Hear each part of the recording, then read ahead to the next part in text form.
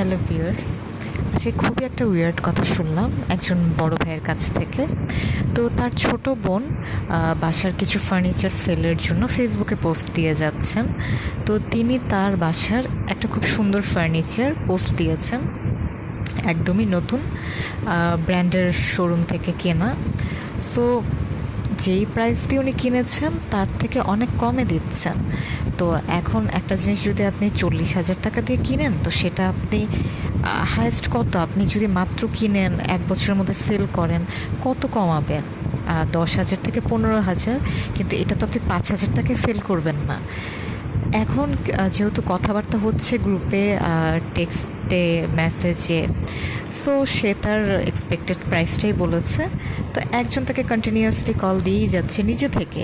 ওই আপু কিছুই বলছে না, নিজে থেকে কল দিয়ে বলছে আপু এত দামে ছাড়েন, এত দামে ছাড়েন, অত দামে ছাড়েন। তো উনি মানাই করে যাচ্ছে যে আমি এত নিচে নামবো না। তো ঠিক আছে, নর্মালি কী হয়, আপনার বায়ার সেলারের সাথে যদি অ্যামাউন্টে মিসম্যাচ হয় তো অবভিয়াসলি এটা তো আর পসিবল না, এটা ফার্দার আর প্রসিড হবে না। সেইখানে এই লোকটা এতদিন যখন এই আপুটা আবার পোস্ট দিচ্ছে, তার পোস্টে গিয়ে গিয়ে উল্টাপাল্টা কমেন্ট করে আসছে। এবং এই লোকটা সহজ কথা বাংলাদেশের এক হুজুর টাইপের মানুষ, তার সাথে দাড়িও আছে, টুপিও আছে, কিন্তু সে একটা মেয়েকে, তার থেকে মানে কমপক্ষে হলো 20 বছরের একটা ছোট মেয়েকে হ্যারাস করছে কমেন্টে।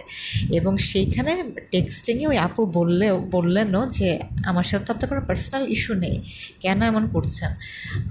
তো আমি তো আমার ফার্নিচার আপনাকে সেল করিনি, তো এখন মনে হচ্ছে আপনারই খুব খারাপ লাগছে, কিন্তু আমি তো ওই প্রাইসের নিচে নামবো না। তা আপনি কেন আমার সব কিছুতে গিয়ে গিয়ে উল্টাপাল্টা কমেন্ট করে দিচ্ছেন? তো ফাইনালি ওই আপুটা ব্লক করে দিল লোকটাকে। এবার ওই লোকটা ওই আপুর সাথে যেই নাম্বারে কমিউনিকেশন হলো, ওই নাম্বারের হোয়াটসঅ্যাপ খুঁজে তাকে হচ্ছে গিয়ে উল্টাপাল্টা টেক্সট করে যাচ্ছে ফার্নিচারের ব্যাপার নিয়ে। তো এত মানে এত অ্যারোগেন্সি কোত্থেকে আসে রে বাবা? মানে এগুলো কী টাইপের বিহেভিয়ার? এগুলো তো অ্যারোগেন্সি অ্যাকচুয়ালি না, এগুলো খুবই ইল ম্যানার টাইপের বিহেভিয়ার। বোঝাই যাচ্ছে কোন টাইপের ফ্যামিলি থেকে উনি এসেছেন, যে একটা বাচ্চা মেয়ের সাথে উনি লিটারেলি, যে কিনা তার সাথে কোনো লেভেলের কমিউনিকেশনে এনগেজ হতে চাচ্ছে না, তার সাথে অকারণে গায়ে পড়ে ঝগড়া করছে।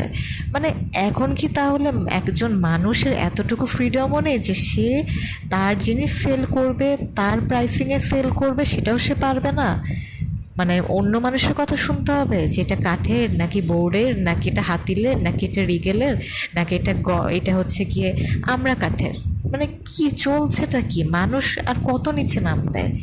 মানে এসব ব্যাপারেও মানুষের এত রাগ জেদ থাকে যে আবার এসে এসে হোয়াটসঅ্যাপে গিয়ে উল্টাপাল্টা টেক্সটিং দিচ্ছে। মানে কি, কোথায় নেমে যাচ্ছি আমরা?